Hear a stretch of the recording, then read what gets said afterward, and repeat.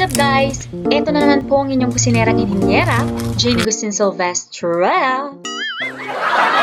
And welcome to my channel. Ngayong araw na to gagawa tayo ng crispy egg chips na kung saan pwedeng pang negosyo dahil maliit lamang ang puhunan pero malaki ang tipaan. Ituturo ko sa inyo yung paraan na kung saan crispy pa rin yung ating egg chips kahit na lumamig pa siya.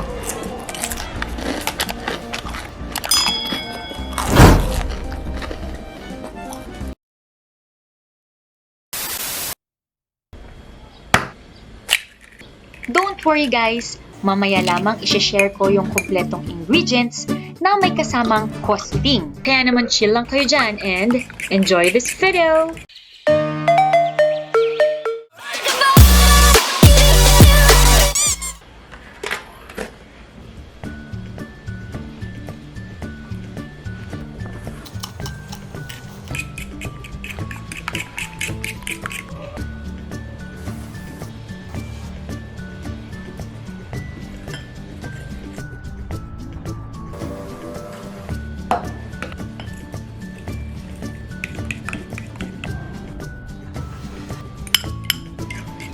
Ito na nga ang ating sekretong sangkap, ice cubes. Dahil dito guys, mas magiging malutong yung ating egg chips lalo na kahit malamig.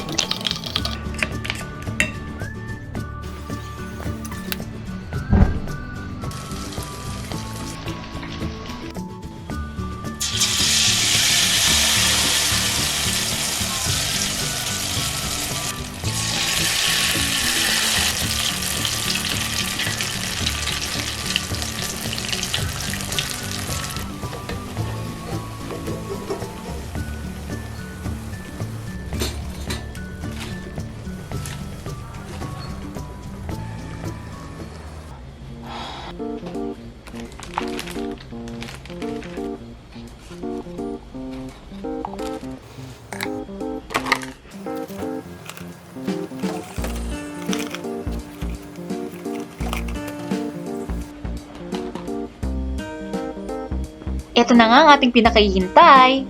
Tikiman time! Tinikman ko siya kanina nung halos medyo mainit-init pa siya at talaga namang malutong. Pero after nung mga pictorial and all that stuff, lumamig na nga siya. Tinikman ko ulit. And gaya nga ng sinabi ko guys, malutong pa rin ang ating egg chips kahit na lumamig na. At ayon nga sa mga kasamahan ko dito sa bahay, hindi nila akalain na gawa lamang sa itlog. Sabi nga nung isa kong kapatid, kala niya, chicken skin. O diba? Gaya nga ng aking pangako, naririto ang kumpletong sangkap na may kasamang costing para sa ating crispy egg chips. Paalala lamang guys, ito po ay approximate costing na maaaring magbago depende sa kung saan ang inyong lugar at kung saan kayo bibili.